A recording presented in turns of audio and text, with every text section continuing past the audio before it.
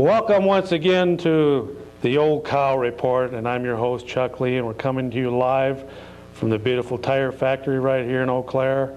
The remnants of the tire factory that Fred Stafford and his pals made famous by saving and bringing back to life. And if it wasn't for Fred bringing back those 10,000 rubber trees from Vietnam right after the war, he still won't admit to how he got them over here, got them on the plane through customs.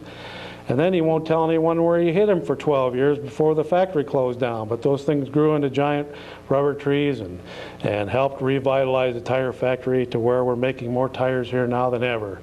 And if you ever want to come down here, Fred will take you on a tour, sell you some radials, and even put them on for you. And we want to welcome you to tonight's live show here. This is our Christmas special right here at the old Cow Palace right here in downtown Eau Claire. And somebody stole my gavel, so we're bringing this edition of the Loyal Order of the Raccoons to order. And of course, this is the 23rd of December. And boy, oh boy, have we got a lot to talk about as usual. That's good water. That's one thing about Eau Claire, they got good water, even though it isn't free. It used to be free, it comes from nature, but leave it up to the city to figure out a way how to charge you for it. And they sure have done that over the years. And you know, as usual, we have a lot to talk about, and there's our email address right there, cows@discover-net.net, and that's our trusty old email address. And you can always write us an email message there if you'd like to find out anything about what's going on in the metropolis area of Eau Claire, or what's going on here at the Cow Palace, or inside of the tire factory, or if you just want to call up and make an appointment to have Fred put some new radials on that he hand makes here, just go ahead and give us an email message right there. Now, before we get into tonight's business, we got some really serious news here that just came over the wires. Wendy's International founder and spokesman Dave Thomas, 64, was sitting up and talking Monday morning after quadruple bypass heart surgery, a spokesman for the fast food restaurant chain said. His vital signs are very good, the spokesman says. He has begun the recovery process. Well, there you have it. What a poster boy for the hamburger business. Dave Thomas, 64, quadruple bypass, hamburger-soaked, grease-infested plaque, clogged lungs and veins and heart muscles. There you have it. Dave Thomas and his 4,800 store chain pushing them greasy, slimy things.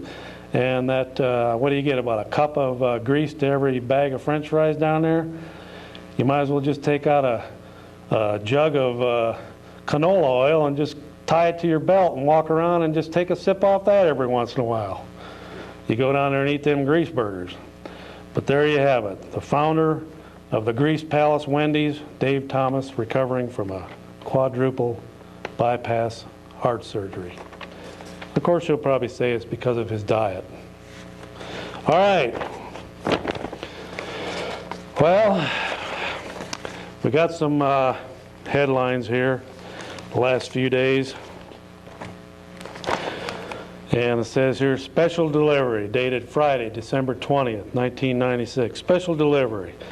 Eau Claire City Clerk Donna Osted looks over a stack of petitions delivered Thursday by representatives of the group Senseless Taxation on the People, or STOP. Included in the group were Jim Sayers, Center, and Lorraine Lee. The petition contained 3,373 signatures supporting STOP's effort to force an April referendum on the proposed Civic Convention Center. The group, opposed to using public funds for a convention center, needed to get 2,728 signatures by Thursday to reach its goal. And you know, I bet there's a lot of people down there that soiled their pants when Lorraine came in with these 3,373 signatures, because the rumors have been quietly circulating down at City Hall that they were going to stop her at any cost, short of murder, to stop her from getting these petitions down there by the deadline. They even speeded up the deadline. Well, I'll tell you, they had to break out the Huggies because she got down there on time with them. 3,373 of them. And my old rusty trusty engineer in there, Roy Rogers Hoff. Yeah, I don't know if you can get a close-up of it. But this is a leader telegram from last Friday, December 20th, and we're just not going to get too close of a close-up on it there. But anyway, Roy's coming to the rescue here. He's going to get a close-up of that. But in the meantime, we'll remind you that we're going to have a special guest tonight. We're going to talk again just briefly here for about the next 10-15 minutes about this arena. And of course, there's some other interesting new news that came out in Sunday's Leader Telegram, December 22nd. And that headline says, Convention Center Study Hits Snag. Okay, there it is. I'll tell you, they broke out the Huggies that day when she came down there with them. They never thought that she could do it. But you can never count Lorraine out. When the chips are down and the snow's flying, Lorraine gets the job done. 3,373 signatures. And my guest is the one and only Lorraine Lee. And how are you tonight, Lorraine? Oh, I'm fine, Chuck. Well, how'd you do it, Lorraine? They down at City Hall, they were laughing, saying you'd never get that job done. Well, Chuck, you know, I really didn't do it alone, that's for sure. In fact, I never circulated any papers at all. I had a wonderful committee, and that's what you have to have, is every link of a chain working. I wondered, too, because we only had 12 days, and I got 300 of them in the last day, and I still have some coming in here now. Chuck, Will they still accept? Tremendous. Will they accept those late ones? Pardon me? Will they accept those late ones? Oh, yeah. I mean, you know, they have a chance to go through them. I looked them over as good as I could. I don't know, sometimes the breakthrough with addresses like, well, for instance, Altoona Avenue, I don't know when it crosses over into Altoona. I've never, you know, worked on that side of town much, but there may be some that they can cut out, but we had 634 more than we needed. Well, it'll take a pretty fine-tooth comb and a pretty big magnifying glass to take care of that many, Lorraine. Well, I don't see that they're going to, and I don't think Don Norrell does either. He called me today and thought they looked pretty good. But there may be some, but I'm not worried about it, but I will have these extra ones I've got. Rather than to chase people out and run all over again and do any corrections, we'll just put the rest that we have in here because they're still coming in. Now, Lorraine, will they, are they going to honor this now and allow a binding referendum on it? They have to. They do. Well, that's good. You mean the? I made sure of that. You mean the what do you call them down there? The what's the slang term for them guys down there? The sawbone? No, not sawbones. That's a doctor. I can't think what they call a slang, but the mouthpiece for the city. You mean they can't figure out an angle to keep that off there? No, and I really, at this point, Chuck, don't think they're going to try because there were 3,300, like you say, and 73 people who signed that, and they knew what they were signing. I mean, we gave an orientation for everyone going out, and we told them that the reason we think this is fair is because you can vote yes or you can vote no. And, of course, we all know that in the paper they were talking about attaching fees, you know, a certain percent on if you go out and eat, and a certain percent for beverages, and room tax, and so on and so forth. But that won't float the price for an arena, that's for sure. And I just don't understand one thing, and I sure would like to ask Tom Mihailoff, how come, if he's sincere, the way he says in the paper, he would not use any tax money at all, then why is he afraid of our referendum? All we're doing is blocking them in good so that they can't use it. And if he isn't going to anyway, it shouldn't bother him a bit. Okay, now, Lorraine, now this Convention Center Feasibility Study Steering Committee has been doing their dirty work for, well, probably a couple years now, trying to slowly and quietly and surely grind away at this thing to push this down our throats. Well, they ran into a little roadblock there when this 3,300 some signatures showed up at the city council's doorstep here now. Yeah. But Tom Mihailoff is the chairman of that. And of course, that seems like that's a conflict of interest, being chairman of that and then being on the city council, being a member of the city council, which is entrusted with the taxpayers' dollars. But it seems like a conflict there. It just doesn't seem, doesn't feel right. But anyway, they're saying now that the final phase of the convention center feasibility study has been delayed because building plans surpassed what officials say the city can afford. Well, I don't know if the city can afford any arena, Lorraine, but now they're saying that the $15,000 that they took of federal community development block grant funds for this study, it sounds to me like they're going to have to kind of tweak it a little bit, Lorraine. It sounds like they're not getting what they want again, like the first study. It didn't come out the way they wanted, so they bought another study. And of course, when you're paying for a study, you expect it to come out the way you want it to. So the first study just didn't kind of go the way they wanted it to. In other words, they said that study said it was going to be a big money loser. So they tweaked it and came out with another highfalutin study the second time. But now here, the third study is kind of saying, hey, this thing is going to cost a lot of money again. So now all of a sudden they're rushing in. Linda John says, I don't think it's a major setback. We're just fine-tuning it. It's worth it to come back with a project in the scope the steering committee has discussed. Well, the steering committee is a handful of insiders who have a vested interest in getting this thing pushed through and sticking it to the taxpayer. And if you saw the news, the national news tonight, the fleecing of America talked about arenas and football stadiums all over the nation that are being shoved down the throats of taxpayers. And then those poor taxpayers can't even get a free ticket to go to those arenas and sporting events and stuff. They have to pay full price. But anyway, Lorraine, now they're kind of backpedaling on this latest convention study. So what's going to happen now? Well, I haven't got the slightest idea, but I will tell you this much. In my opinion, if that city council put on a second referendum that they are committing political suicide, the people have spoken. They don't want them to put on another one. It's foolishness when we've spoken and are going to vote against any bonding. Why do they want to put another one on and want to bond for $18-20 million? This is just stupid because as I talked to Don Norrell today, I know these things. I've been visited twice now here with things from Mankato, Minnesota besides. And the whole truth of the matter is, who in the world outside of maybe Tom Mahala's bank is going to even want to put out the bonding when the city it has to guarantee the payment of those bonds, and with all those people signing against it, I think they know they're sunk and they're trying to get out of it. They knew what this was going to cost. They knew it all along, and it's going to be a good $50 million. When you start bonding, that's just for operating expenses, and you're going to go in the hole on the structure of the whole thing.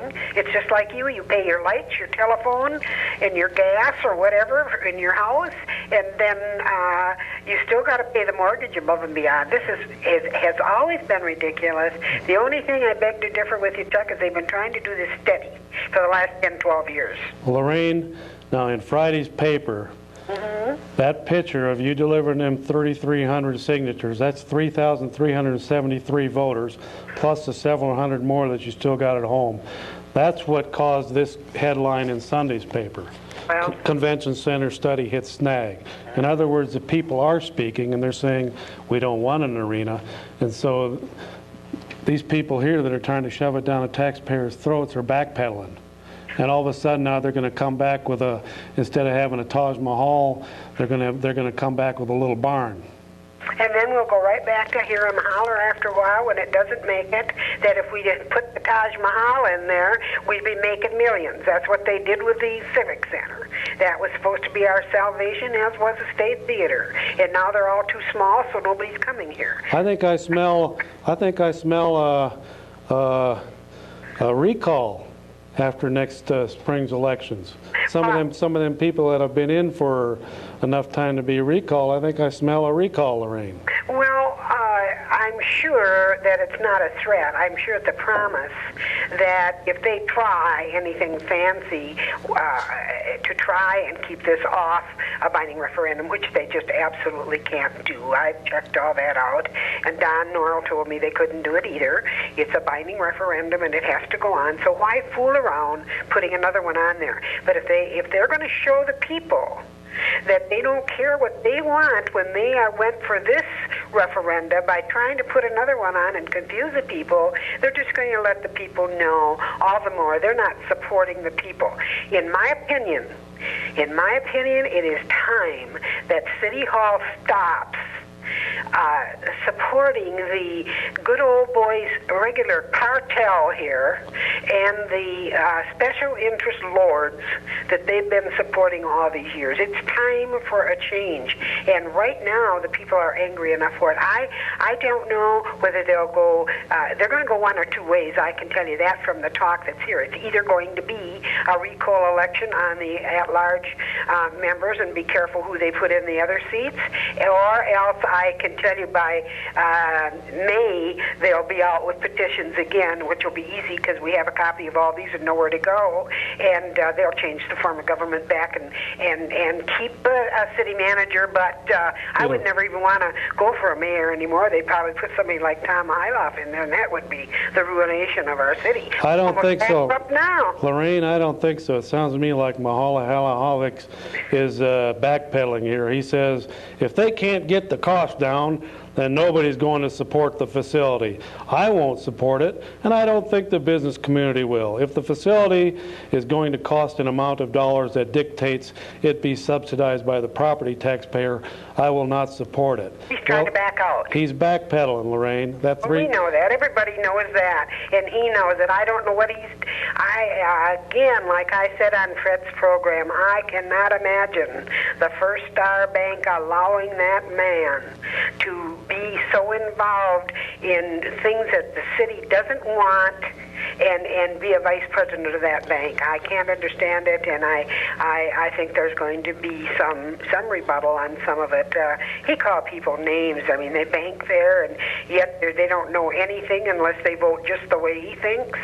That man has not given a very good image of us. Well, Lorraine, I'll tell you. These good old boys and good old girls in these back rooms smoking these Cuban cigars, you got to watch them. Mm-hmm. Now, another one's this Linda Johns, director of the Eau Claire Area Convention and Visitors Bureau. Now, I think she's bucking for the job of being director of this arena if they ever get it built, because they're already pushing for a $100,000 salary for that thing. Mm-hmm. Plus, she's out there promising 500-600 jobs for one building when the whole city's run on 500 or 600 jobs. This whole city of Eau Claire has about 550 people running it, and they're going to supposedly put that many people in high-paying jobs inside of one big old barn on the river there to run this big old barn and bring in all these hockey teams and rock and roll strip teasers and everything else. Well, I can't believe it, Lorraine. Can you? Well, what I can't believe is the headlines and the things that I was brought to my house where Mankato, who was supposed to be a mentor of ours, about the same size and how well they were doing, well, they were told to budget for a $29,200 deficit, and it's $250,000 deficit, and they have broken their contract now with the management on it. And they've had one rock and roll band is all they could get in there, and they've been open for 2 years. So now it's going to be a clubhouse, and it's staked right in there. It'll be a maximum of 600 people that can come. They're going to set up tables and chairs around, so it's more like milling around, and they're going to serve alcohol. That is exactly what it says in this publication that was brought to me. I don't want that in my city. We can't afford this. We're going to lose money, and that's all there is to it. There just isn't anything here.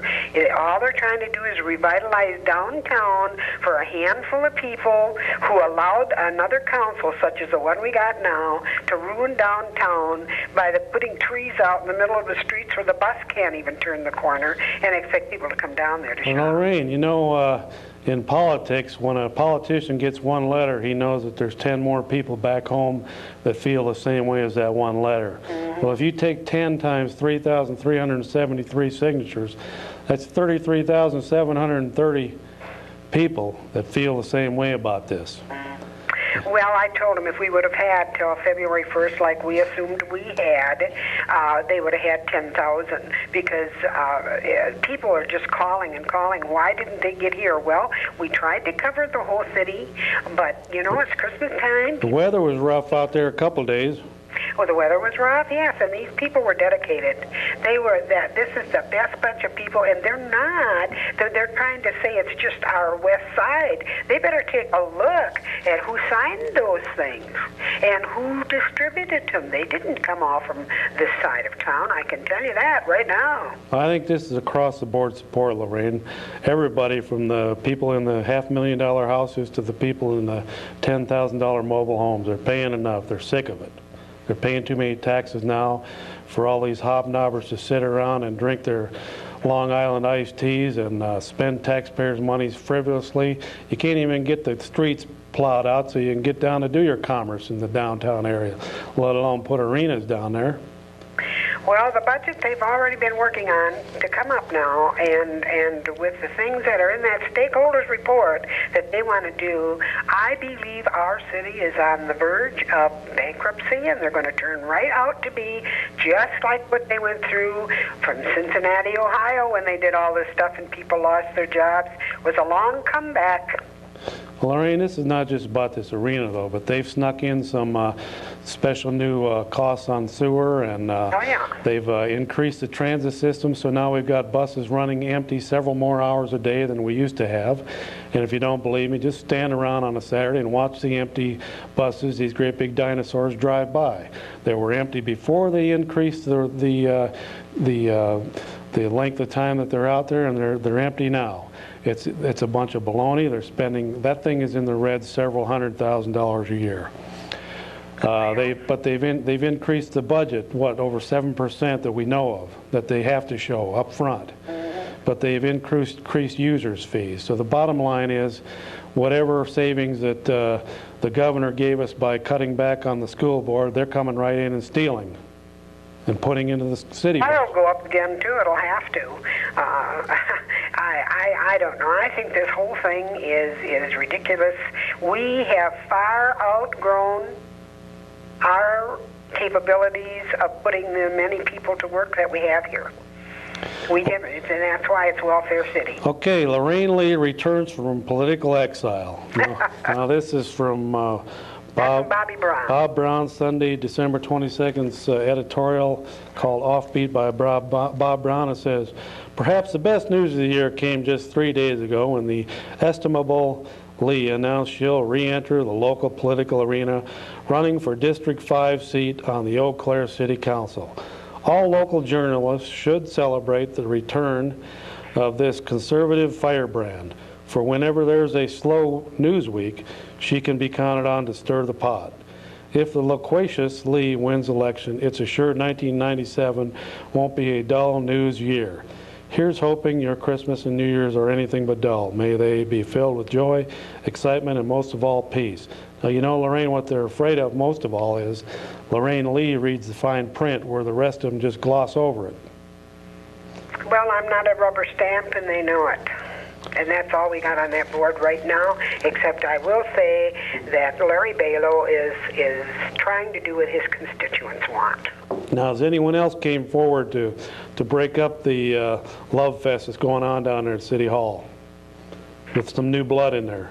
I understand that Mr. Wasgarla or something like that has filed papers to contest the race with Beverly Batcher.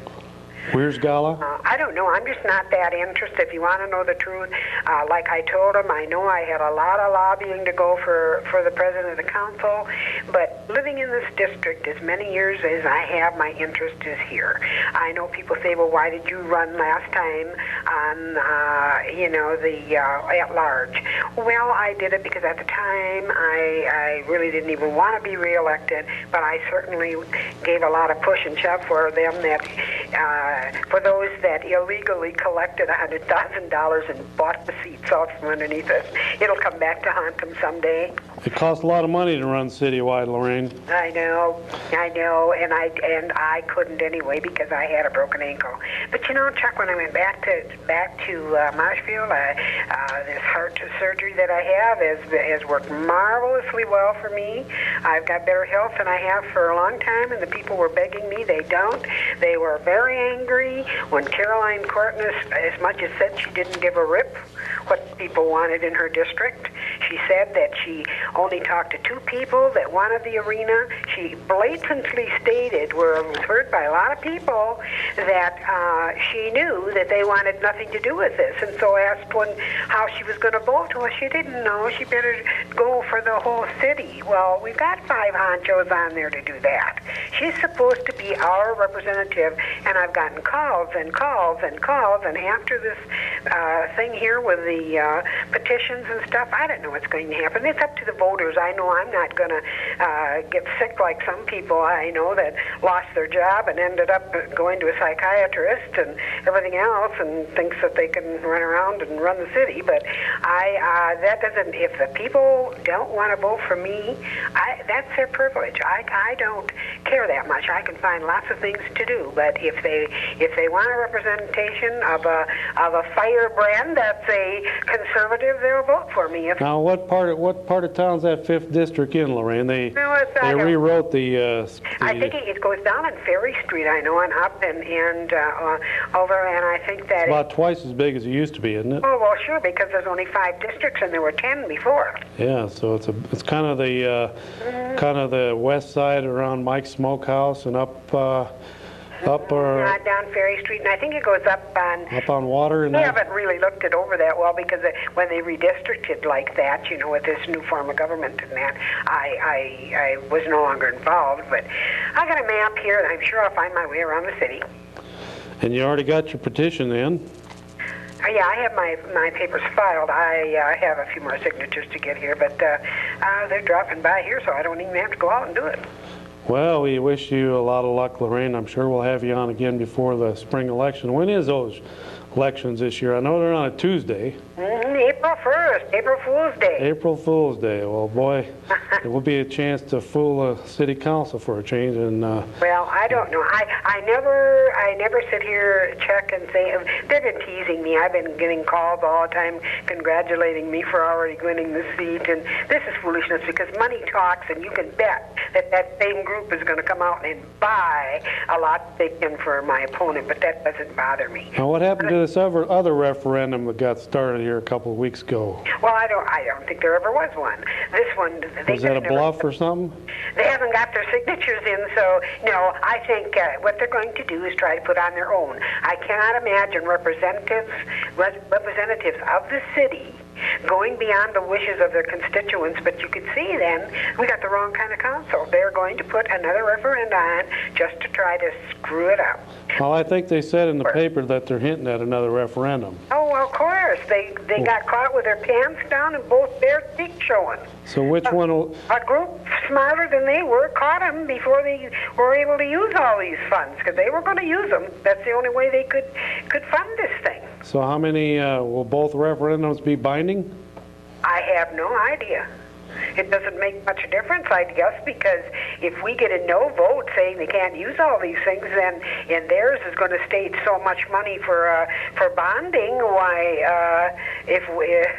I don't know what Mr. Fisher's got up his sleeve, some kind of threat to go to court or whatever. It doesn't bother me a bit because I know what they're doing. If they put another referendum on there, they are going to see a recall election, and they are going to see a change of government back to the 10 districts, and it's not going to be hard to do this time after this fiasco.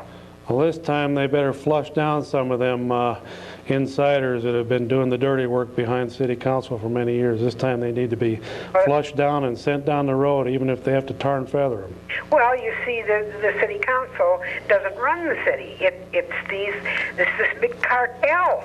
It's a regular cartel of good old boys, special interest people. And that's the way it's been for a long time. But if the people don't wake up pretty soon, we are going to be a bankrupt city. And you know something, Lorraine? What? Wherever the smoke is, go in there, and if they're smoking them Cuban cigars, you know what side of the fence they're on.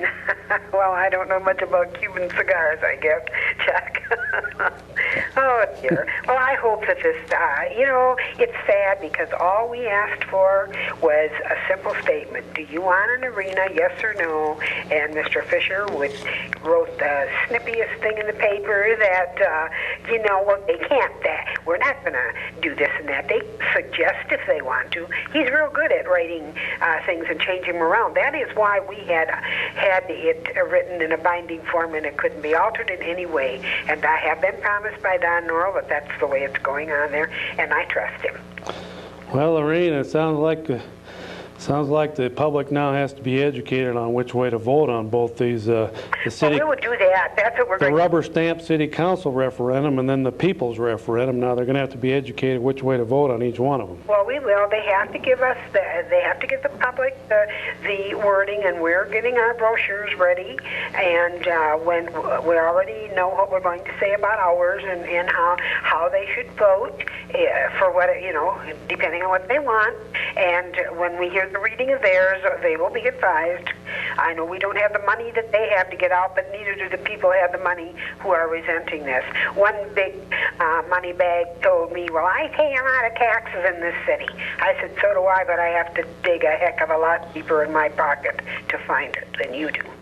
Well, that's true, Lorraine. Those $100,000 a year salaried people that are way overpaid and underworked, they can afford to spit out a few extra hundred here and there, but the rank and file people down there that are the average salary in this area is $20,000, Lorraine, and that's not much to go around because I think the poverty level with 2 or 3 kids is about 18,000. So there's not too many people even above the poverty level in this area. A lot of lower middle class people just struggling to make their house payments and their car payments and buy the expensive food and the expensive gas. The gas is more expensive here than in a lot of bigger cities. The rent is higher. Food is higher, so this is a very expensive area to live in, but the wages are low, and the that called something to my attention that I found out today. I don't know why, but not many people have gotten printout yet, but people who are on Social Security certainly have the cost of living that goes up, and by the time that you get your increase, and they add that much more to the Medicare, you're not even getting $30 a year. And these people are wanting raises about $1,000 a year or so. Some of these people, and they're getting it too. Well, Lorraine, not only is the arena, they're trying to push an arena here coming spring. The Chippewa Valley Technical College now seeks $10.7 million for their project, and they're going to stick it on the April 1st ballot. Of course, that's going to be spread out over 11 counties, so they don't have to just carry. I mean, they don't have to carry Eau Claire. We could stop them in Eau Claire, but they could sneak it through in some of these other 10 counties. And of course, the bigger cities like Eau Claire are the ones that are going to pay the brunt of that. And that, not only that's on the front burner, but also the library has a big expansion plan on the front burner. But I don't think that's going to be put on as a referenda this time. I think that they don't want to push it when they're trying to get this other thing through. But I do know that there's so many things that we need to do in this city. You can't run a government without spending any money. The way they would have it, that I would vote no on everything, that's not true. I just cannot see how they want to go out and borrow enough money to fix all the streets at one time, because by the time they can get to the rest of them, it'll be spent on something else. And here's the thing, you can't shut down the whole city and do all the streets at once. You can't do that, but have some money ahead. But my goodness, to go out and the way they've set up this thing here, I mean to tell you, I am afraid of a bankrupt city pretty soon. Well, they don't care about that, Lorraine. They'll just borrow money from the banksters. Well, that's the whole idea. If he ever sells all that land out there that he somehow found the money to buy. That's the whole idea of it, is to put all this bonding out stuff and let the banksters get rich off that. Well, Lorraine, we got to take some calls, and we want to wish you a very happy Merry Christmas and a Happy New Year, and hope that Dick is recovering well. And yes, he sure is. Merry Christmas to Dick, and we hope that everything turns out just fine on this referendum and on your election to the city council in April. And I'm sure we'll talk to you many times before then. All righty. So you have a happy holiday season now. Okay, thanks. Okay. Bye. Goodbye. Okay, so there you have it. Lorraine Lee. Once again back in the political arena, fighting for truth, justice, and the American way. All right, so now Roy's going to put up the old cow phone there, and we'll be taking phone calls now. In the meantime, we're going to shift gears here a little bit. Foundation to build a 48-unit living facility. Members of the Grace Lutheran Foundation voted Tuesday night to authorize its board of directors to finance and build a 48-unit assisted living facility. Does that ring a bell, ladies and gentlemen? Assisted living facility. The project will be financed by a loan not to exceed $3.3 million, according to a resolution passed 96-9 by members attending a special meeting. The facility will accommodate up to 56 residents in 40 single units and 8 double occupancy units. The board is searching for a site and discussing financing with various lenders. The assisted living facility will be the first in Eau Claire to meet all proposed state regulations defining assisted living facilities. So, assisted living facilities. Now, if you recall, certain socialists on the Eau Claire County Board were pushing for the county to build assisted living facilities. And one board member even went so far as to say, we better do it before private industry does. Heaven forbid that capitalists would go out and build a facility like this, an assisted living facility. We socialists have to stand our ground and take taxpayers' money and build it and then force the county to run it like we did the county nursing home. Well, that particular socialist is still on the county board, and that fell through, thank God. And the losing nursing home fell through too, and that's gone. But Grace Lutheran Foundation, a private industry, private capitalistic money, going to work, going to build 48 units assisted living facilities. And that's the American way, ladies and gentlemen. It's not for government to get bigger and bigger. It's not for them to continue to build a bigger police state and a bigger welfare state and to pry into your private lives. Government should be less. Less is more. And the county board rejected this over the objections of several socialist dinosaurs that are still on the county board. Go ahead, caller. You're on the air. Hello. I would like to discuss about the arena that they were gonna politically or whatever they want to call it to build. Yeah. Well, if you ever been to the arena game or a Blue Gold game, you know it's packed, right? Yeah, huh? I think we should build it bigger, but we don't need to build a whole new stadium, you know? Like name the sports pro teams and stuff. We don't need to build one of them. We just need to build ads to it, you know? You mean make Zorn Arena bigger? Yeah. Yeah, it kind of sits empty half the time anyway, especially in the summer. Why not just add to that? Yeah, 'cause my mom works at she's a janitor or, a custodian at the arena, and when they were playing Oshkosh, the Blue Goals, after the game, it seemed small, and it's hard to clean up, but it's not that hard, you know? Yeah. So, it's like, you don't need to build a big arena and stuff. Many, many times that Zorn Arena is half empty at some of these games, but on the other hand, it's full on some games. And but that doesn't mean, you know, the somebody from the city was belly aching that they had to turn down, or somebody that's pro arena was belly aching that they had to turn down 30-some different groups that wanted to come in here and hold conventions and stuff. Well, there's plenty of buildings that sit empty 70-80% of the time 50% of the time. You got the big hockey arena over in Altoona that sits empty except when they have hockey in there. Then you have the Hobbs Ice Arena. There's 2 buildings there, and I think they're adding on to that.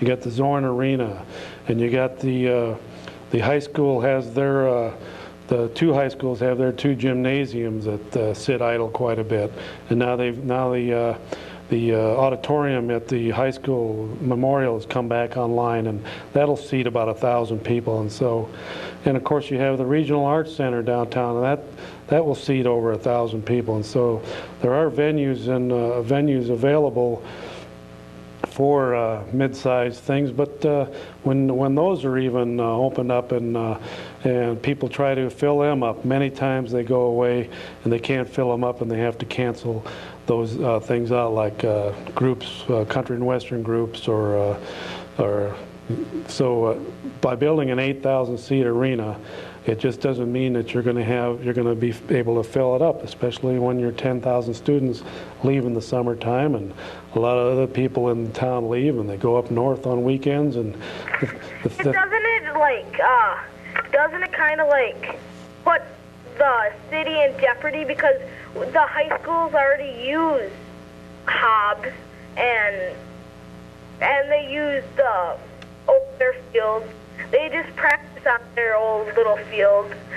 I don't see why we need to build a big stadium or arena for the high school use too. Well, you know, there's a couple millionaires here in town. One of them could probably buy the whole city, and he's not jumping to the forefront to jump on the bandwagon to build arenas. And he could buy and build probably 20 arenas here in town, but he's not jumping to it, and so the private money is not willing to do it. That's why they're trying to shove it down the throat of the lowly, overburdened taxpayers, and that's the ones that always get stuck, even in the big cities when they build these big baseball and basketball arenas that are usually run in the red. The taxpayer gets stuck with it. This old song, it's by Travis Tritt. It says, the rich man is busy dancing while the poor man pays the band. That's how I think the city's run. How old are you? I am 12, almost 13. I'm going to be 13. Well, you're a well-educated young man, and we're glad that you called in, and it's always a pleasure to have somebody of intelligence to let us know that there's not a vast wasteland out there amongst the youth, that there are still some intelligent youth coming up that will take over the reins of running the Eau Claire and the United States, and we appreciate your input. Yep. And you have a Merry Christmas. Yep, you too. Okay. And there you have it, another intelligent young person calling up, airing his views. All right, well, let's see here now. I see where Steve Gunderson is taking a job as a consultant with the Family AIDS Network. Will be one of his first clients. Well, so Steve is going to stay in Washington there. And enough said about that. Okay. I was going to bring up something here. I noticed Scott West, who ran here just in November, just got something from the Wisconsin Christian Coalition of Sawyer County. They put out a newsletter called Grassroots. It says Scott West defeated by Obie, but is preparing for 1998. Powered by a $1 million last month down and dirty negative media blitz and multiple visits from Labor Secretary Robert Reich and AFL-CIO President George Sweeney to the 7th District, David Obie defeated Scott West by only a 57-43 margin. West spent $170,000 in the same period and caused Obie to spend $7.45 per vote overall, while West spent only $1.42 per vote. Almost before he got his concession speech out of his mouth, West said not to throw away the yard signs yet, and that he would be back for a return run in 2 years. So there you have it. Scott West is already running for re-election, running to beat Obie on the rubber match, the third try there. Of course, I'm sure we'll probably hear from Dave Zien again in the next primary. And we wish Dave well in his recovery from his back surgery, and I'm sure he's recuperating at home watching the show. He's an avid viewer of the show over many, many years. So we better take a call from line 1 here. Go ahead, caller, you're on the air. Yeah, Chuck. Yeah. Say, I hear you talk about smaller government and talk about the arenas and big business and stuff, and I watch the show quite a bit, hear a lot of your complaints about government and that, and I've got the answer to all your problems. And that is the Libertarian Party. All these people that want these arenas and stuff, the Libertarians believe in letting the businessmen pay for it. They want to get rid of all these unfair taxes. They want a smaller government. They don't want a welfare state. They want to cure all of your problems. And when you guys talk about Republicans and Democrats, you should talk about Libertarians more. Let people know who they are. Well, I watched a speech by the presidential candidate of the Libertarian Party, and he made a lot of sense, but there's a few areas there where they're going to have to kind of sand off their agenda there, and I'm sure they'll gain popularity. What areas are them? Well, I don't agree with them on abortion rights and homosexual rights. But you see, that's the thing. That's where they say, what people do in their own house or whatever, that's their private lives, and they don't want to push. Gay people don't want to push themselves on you or any other people in the community. And a lot of people say that the gays want special rights and stuff. They don't want special rights. They just want to be left alone. I personally, I don't believe in being gay or anything like that, but I believe that people should have the liberty and life and freedom in America. This isn't a communist country where people can tell you what to do. So if the homosexuals molest your child, can they be shot on sight then? Well, okay, say a heterosexual molests a child, should they be shot on sight? Maybe they should. And do you think that you're the person that should make that judgment, that that person has the right to live or die?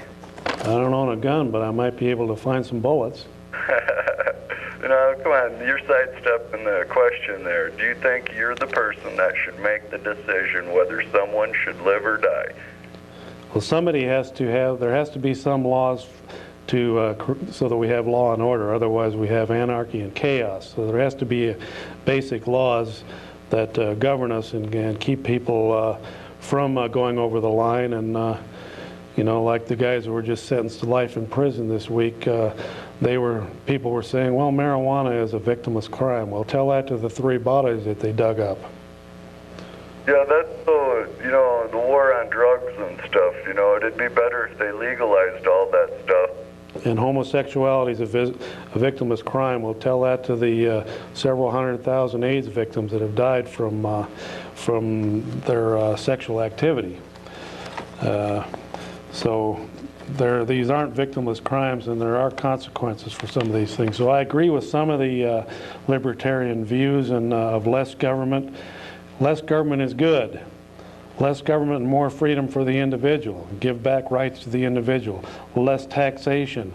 More money in the individual's pocket to decide what they want to do with that money, instead of giving it to cigar-smoking socialists down at City Hall or down in Madison or in Washington. Keep that money in your own pocket to decide what you want to spend it on, instead of them stealing it out of one pocket and putting it in another pocket of some illegal alien. I hear what's his name? John Lennon's, which is really ironic, John Lennon's a widow in a American Express commercial. John Lennon's probably spinning in his grave, and she's talking about 20 million kids go to bed hungry in this country. Then why did we let 20 million illegal aliens into this country? Why didn't we turn off the faucet until we took care of the poor in this country? As long as the faucet is running full blast and we're pouring more poor illegal aliens into this country, we're never going to solve the problem of hunger and poverty. It'll never be done because there's always new, fresh faces with poverty and hunger and all those other things. So there you have it. Go ahead, caller, you're on the air. I had no noticed you were talking about arenas and everything. I thought that the people who wanted them should pool up their money and pay for them themselves.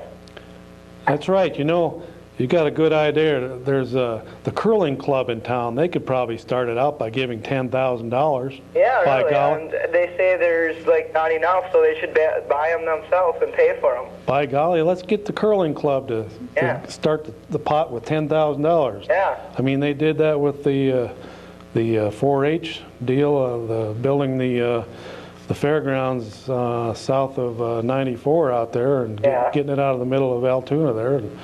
And because by golly, that curling club is a big deal. And Well, they say that we should pay for them. Yeah, let's figure now. A $50 million arena, and the curling club gives $10,000, and the JCs give $20,000. Boy, we'll be well on our way. Yeah, but they expect us to pay for all the new arenas, but yet the Hmongs and the Blacks come into our country, and we have to pay them for their welfare. I don't see how that's fair. Well, I'll tell you, young man, blacks have been around longer than a lot of whites in this country. The blacks were here back in the 1600s, so they aren't newly landed. Yeah. I'm talking about illegal aliens flooding across the borders. I'm not talking about, we're not going to turn this into a racial thing here, because there's white illegal aliens and brown ones and black ones and yellow ones.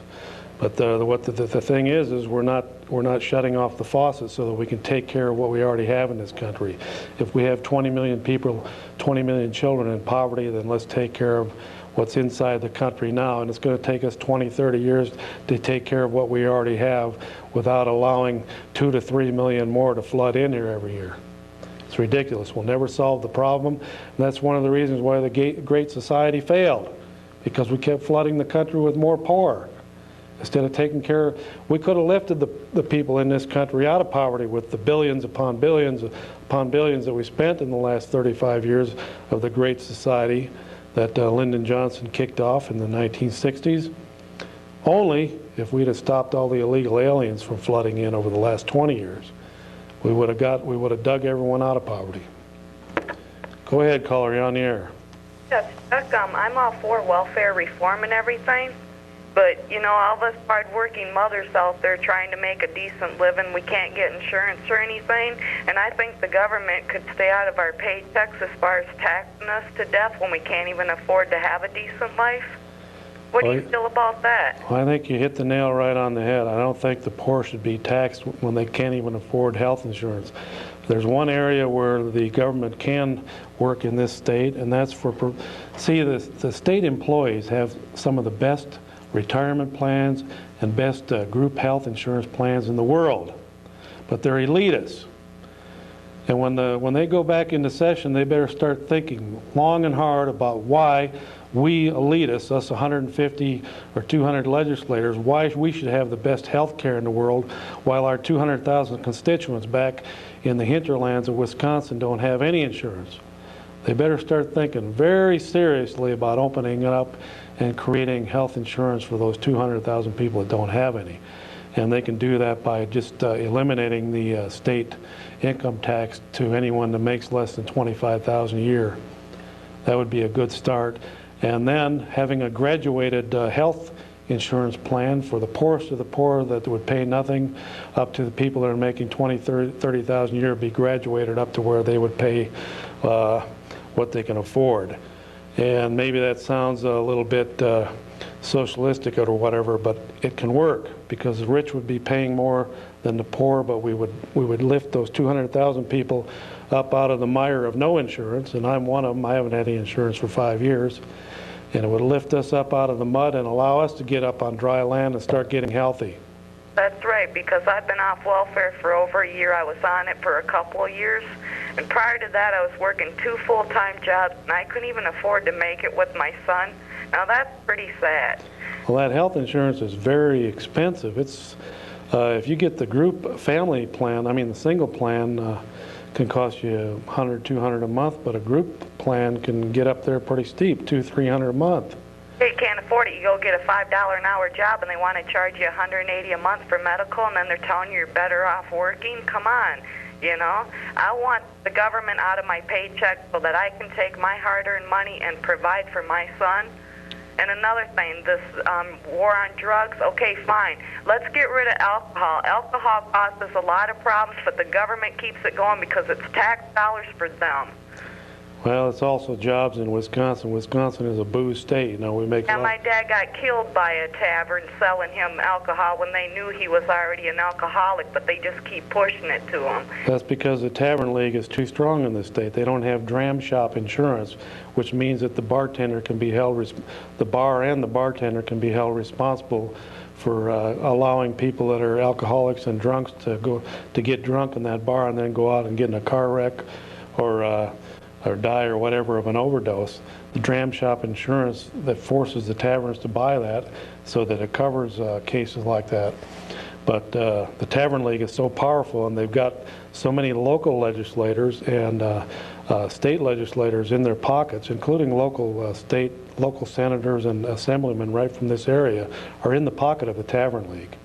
And they shove money into their special interests and into their re-election coffers and give them money for re-election. So the Tavern League buys those votes to keep the booze flowing in this state and to keep any responsibility off the taverns and keep it on the drunk. It doesn't work. And libertarians also, I wanted you to know, they don't believe in PAC money, and they don't believe in taking our hard-earned dollars as far as the government using them for taxes to do whatever they want with them. I think government should be eliminated. Well, I want to thank you very much for calling in. And you know, like I said earlier, the libertarians do have a lot of good ideas, and it's kind of some of them ideas are hybrids of the Democratic and Republican Party, but one of their best ideas is less government and less government interference in people's private lives. But as long as the hospitals and the doctors' offices are regulated and they're allowed to charge $600, $700, $800 a day for a hotel or a hospital bed, and $10 for an aspirin and $5 for a Band-Aid, then there's going to have to be some kind of a health care plan that the poor can purchase from the state in a group kind of a setting to keep the price down. It's the only way that the poor are going to be able to get health insurance. Either that or they're going to have to stay on welfare. And that needs to be addressed down in Madison, how they're going to do that. And those elitists down there, the ones that work for the state assemblymen and state senators, the ones that work in the Department of Revenue and the Department of Agriculture, the ones down there, the elitists that are getting that $40,000 and $50,000 a year, plus the best retirement plans and the best health insurance and life insurance in the country, they're going to have to spread that around. Either that or they're going to have to give it up. Because why should we elevate them up as elitists and put them on a pedestal above the rest of the citizens of this state? And that's including the representatives right from this area that are elected. Why should they be elevated up and given the best health insurance while their own constituents don't have any insurance? I rest my case. Go ahead, caller, you're on the air. What the heck's up with that thing on your ear? Which one? The can. Oh yeah, this here's that thing that guy from California sent me. He said that everybody out there in California is wearing these now, and he said it's kind of moving this way from the West Coast, and he said 1997 you'll see everybody wearing them. I guess it's some kind of antenna deal or something there. But I think they're kind of fashionable, don't you? No. You do? No. Oh. Huh. Well, he said everybody out there was wearing them, including a lot of the Hollywood movie stars. So what can I say? Merry Christmas. Okay, well, there you have it. All right, well, let's get back to business here and then before we take that other call. Okay there, yeah. All right, if you're into saving stuff, political memorabilia is something you should save. Old political buttons, even the ones from the '96 elections, put those away and save them. Even the ones from Kennedy and Nixon and Eisenhower, yeah, those are worth money now. Save all that memorabilia, the special buttons and banners and photographs. That stuff is savable, and it becomes worth money. Also, baseball cards are still hot. Let's see here. I get Covell's newsletter on antiques and what's collectible and what's hot right now. Coloring books are hot, so save your coloring books in '97. Save those old ones, Porky Pig and the Cisco Kid and Poncho and Bonanza. Bonanza coloring books are big money now. Bonanza stamped, a Bonanza 1957 coloring book, 37 bucks. 1958 coloring book from Bonanza, 58 bucks. Fess Parker, remember Davy Crockett? 92 bucks for a coloring book. John Wayne, 1951 coloring book, 184 bucks. Save them things. A Bing Crosby, 1951 coloring book, 58 bucks. Star Trek, Punch Out and Play coloring book with a Vera window disc, 1975. 90 bucks it's worth now. It's only 21 years ago. We got a phone call in there, Roy?